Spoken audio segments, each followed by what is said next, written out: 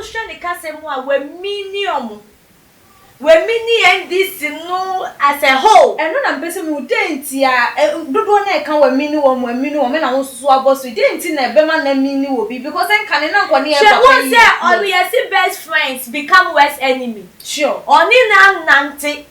onu no onimu no e na onu so nimu no okay e na won say ntemu bia nipa so tina bomu a when the connection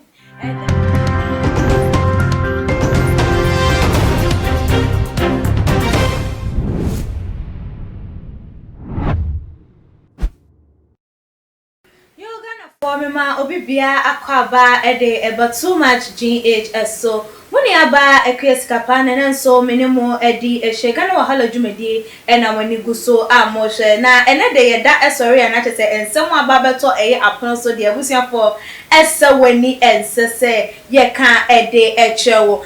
mo beka ya eye papa no saga ya chese ni nyina Tracy Bachi ne Mesbon to kokofa ba ya Musa adi mu nkro ne be munyom nyina ba be piepie mu na nke yenim se ensem no anka bia enche ebekwa akoda nanso so ye maami bia no wode bebatu mama ye hu se asem ne de afikrampo na chese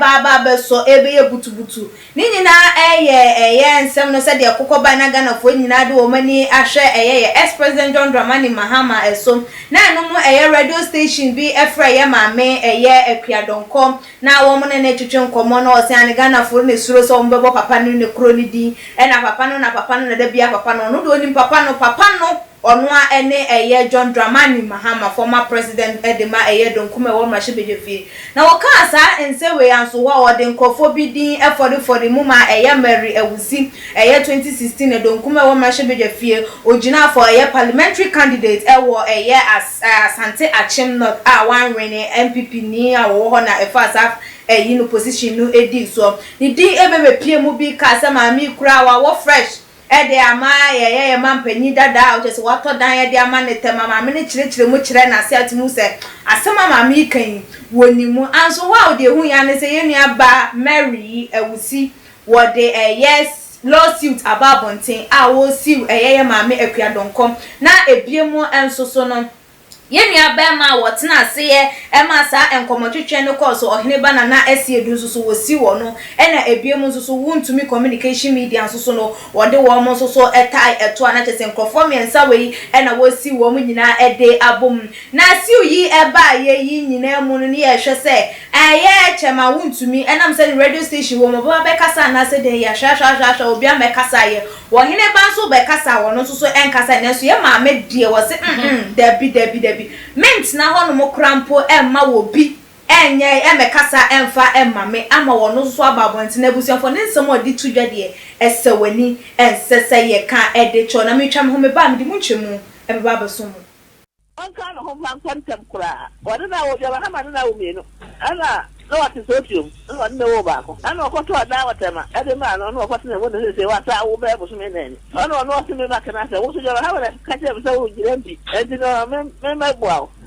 wo jara ha wala so ba se le je jirambi dire ba bo afeli o ba ka se wo de le kokoto fa ba kokoto na ye go se o ba no ani jara ma ye go se o moja ye ko pe resa left papa o ti enye bribe no wo ba jira ho no ba se o moja ani ave ye de ba no won kwantem me tem kura so wa go so ame ame de beko o ya kura ko ho so te kura o fle so wa wori ayo te no kura na ma na me so wa be ho na fi yo ba no ya go te ti mo kwala mo ja no go te ti be ma no ba ni na ya kwala ni me ja na ma kire de se me sa ri stu wa ni ku no kura o ni pra yo ba ha tie we ni yo ka me san so emamo akwaba sunku ebiem yedwumadi enyumako a eso ya sen Mama Juliet Ventures ebano enchanse papa oba wo de besiese wo kitchen se ebano cylinders ebano blenders de na wo hwehwe ene hwehwe Mama Juliet ne cha kwan ewo Abekala Pass na de wo pe bia no wonsa entumi nkan se wo ba chichi ni beye na se wo pese wo freye mami na just wo deliver ede ema won so a obetimi afa ne number ewo screen no eso na wone no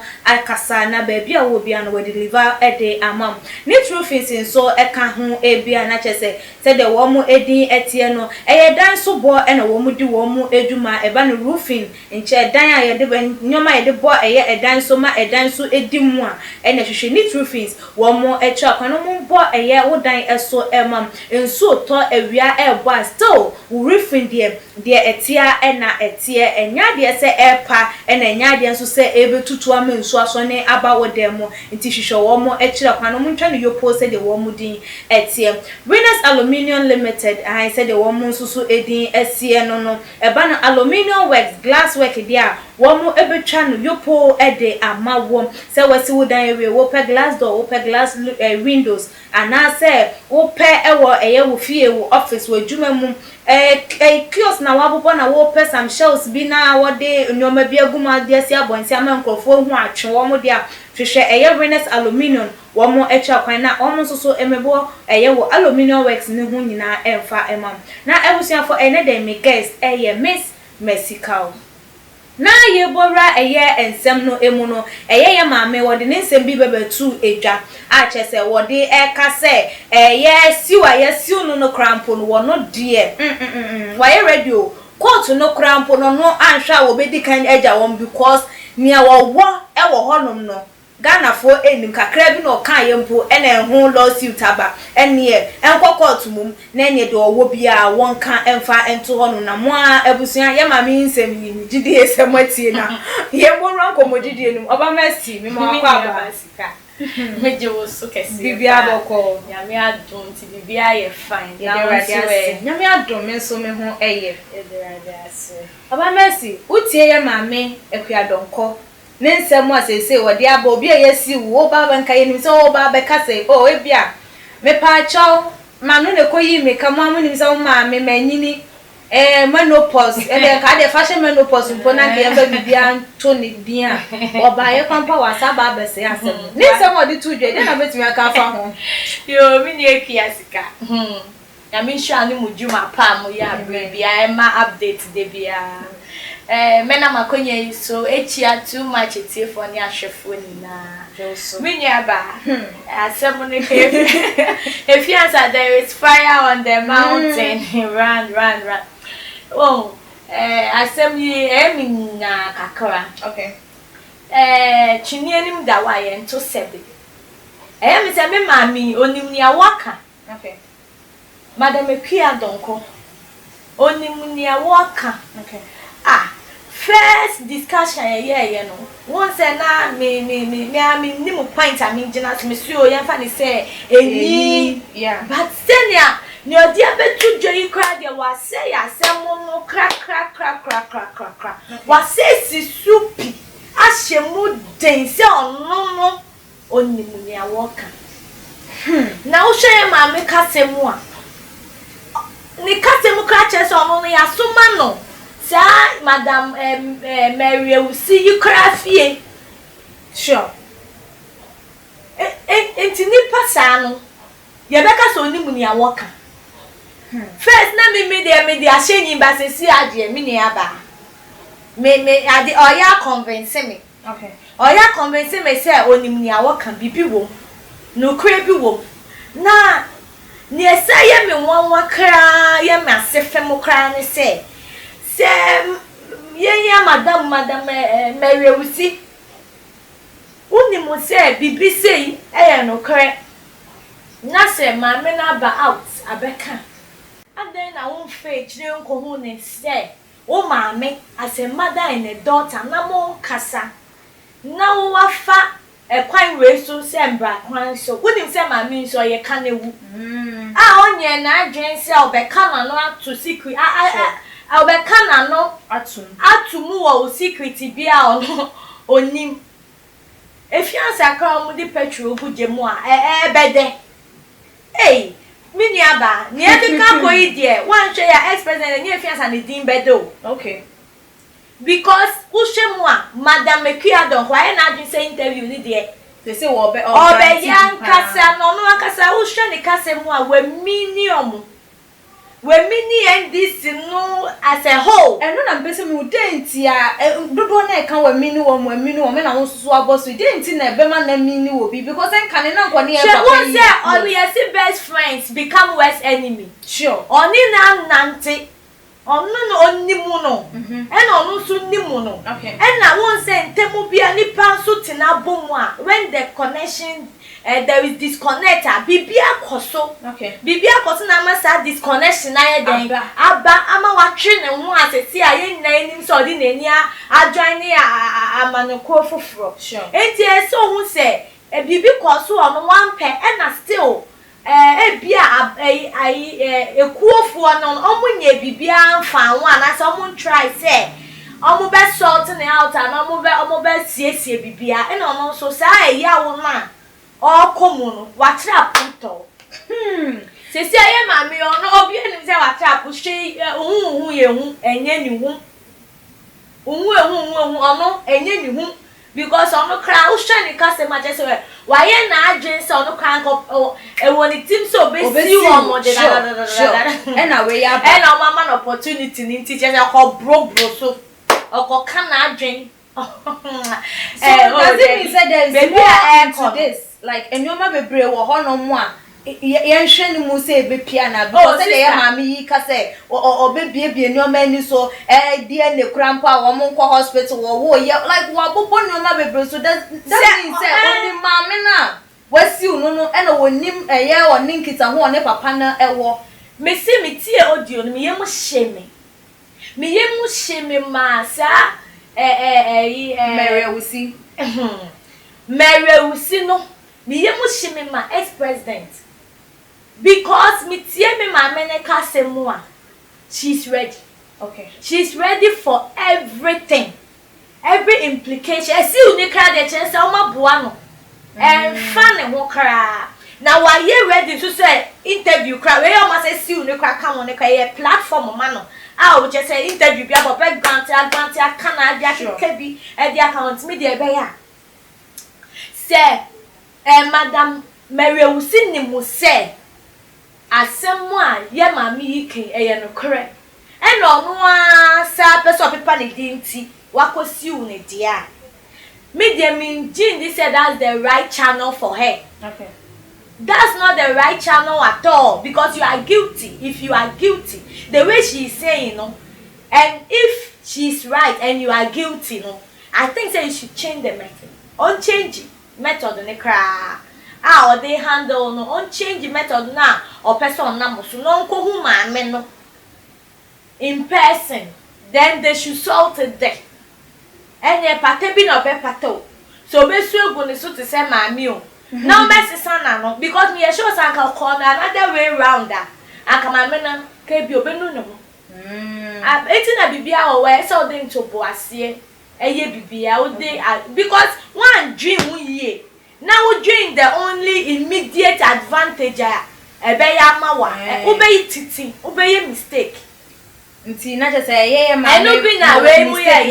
no enu bi na Tracy mu ye no yes say o mistake ya na ene ya be ju e na onu so mistake ba kwa wa yo akwasi so de na ekọ no enu so de na ekọ o papa mu ba gutu papa mu unim so nipa kan ya soma wo ye ma me ka sem ya soma no on champion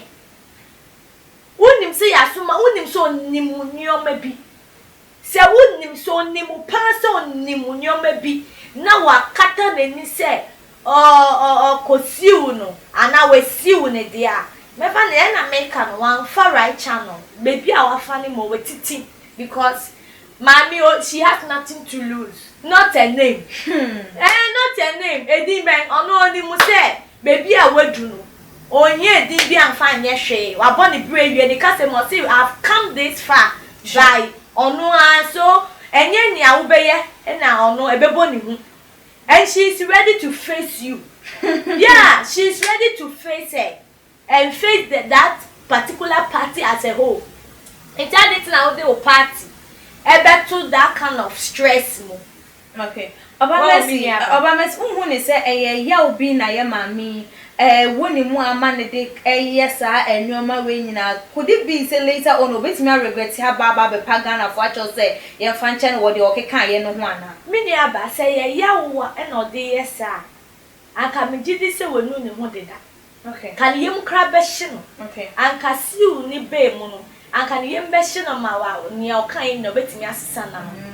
but oni mu ni awoka Uti ni okaye. Sure. Or si Ghana form pen No no cre. Me na minimu no kre. And I'm saying no kre no. Me fancy ebiem. No kre no me pay mu aka. Pay mu ka. Na pay mu nti why ready say me pay mu aka. And owu kra me pay mu aka. And na wa pay mu aka. Eti o kwasesa na no biem ana so ogina no agina asem na so say Ghana form pen no kre. Nti ono ni o kan say onim nya woka na nya woka no so ye no kre. Na enya bi a ya wo bi nti a ye dwe no emu yaw no no de keka sa but nia wo no ni o kan say minimu no kre mo bebisa me say mo pe no kre medwe won say na me so minimu no say onimu no kre no na wa bobo point bi so e kire say onimu no kre no because ade yesi o nti onimu say wo ya nsoma wo fie na wo kase ya soma wo fie wa na den na wo pa che onimu say efie wo onimu wo na wo say minimu fie wa eno so ya another yi o just say nia wo kan ni na open point biem sisu that means ye mame no me doubt no sa biem onimu nia wo kan and am ye sure say that ye court room once beba no me ye sure to be repeating ya okay okay it me nia ba me de Madam Mary ewusi so hwe yen mesrem onu no nim nija eno nim se na ehye ne fa onu no nim ni wo oni ma mi ntem me nya me ka kire na ne say on fa another way ebe ya on withdraw case no na omun kan e wo chire te se maame me de me ntimi nche say no kra na enye no kra but say ye no kra yeah me sure say there is a better way. Okay. O kasa no si ane no kre o se Ghana fo mpe no kre musa se ebinom empe no kre be ebinom so den epe no kre no na se o ka no kre se ye busa o se papa no wo unim papa no yanka se kiremu se wo no obi foforo awo wato dan am obi foforo ye busa o se unim papa no enti se ebia ye maami ogina so ka se je se ni dia wodi be mu ye busa no fa eye papa no ho keke yo mi ni aba na wo kwa bobo mi dia fa ho e de no na mesi wo ho ti o chire se eye serious thing no like nti pese ko no kwa ye ka e wo se ye nka de ni kwan se ye ka nyina ka wana se ye ka de wo se ye ka nko o chire se onimu bro so esu obi ani de we yo si handle ni oma okay ebi mu mpe o mu ho asem okay o chire asem e na obi nso wo on trasem esa passem okay and obiani dewe ya o ti treat in your maybe okay me ameti me akra me nkasa in fact because minim so me nyonko nipa me start kra later kama konu me ho wo social bi amedi o mbe de ebetu but ye ma me no so a different person it's na bi asinu mu no yeah, she open started review secret in China and cancer because only munipa only daily minimum be on the osin ni na drain and your computer assembly come kwa de say such a person only secret only ne koya dia there is nothing like secret of a hiding it ya ma me no so that kind of person okay woni madia ye na ni mo no say or you plain sure otimi acting at times it looks so funny yeah but it's serious sure so oyobi a oye kanewu enti akoba so onimo bro so na ye busa no one question ni de I was so one can do we one say ebi mo super explanation sure obusa na one obe explain na ye ya one no e ba onyaye e na one ne kra no tifim ni o de kan say wo okay sa na akwa obi won so abusa na one o say one ubusan 2 + 2 or 4 obiani dewe ya ono wasi atna living a life yen say mami we dey oni secret etu do secret command dey expect to obe kata so ebu aso dey amount agi say e bia wo ni nyansa kwan so ana wo ni deli ye say wo ni deli ye dia me assure say dey bia so no e say we o monitor no na kwankwa kan wo baby kokwa mu baby tia ne nan so na wo tia ne nan so dia ono so contract no unfulfilling sa na akoba no it is the best way ni say say no credit no na misi subi because see ade Ghana for ya bre ya papa ni din na ye in fact enimguase no enye yenko na eka obi because social media na kofa sure eti na Ghana ex-president pa ye di ne ho fair twetwe ni say wa man so a see a Ghanaians and other countries they are going through mockery because of issue where a form ex-president one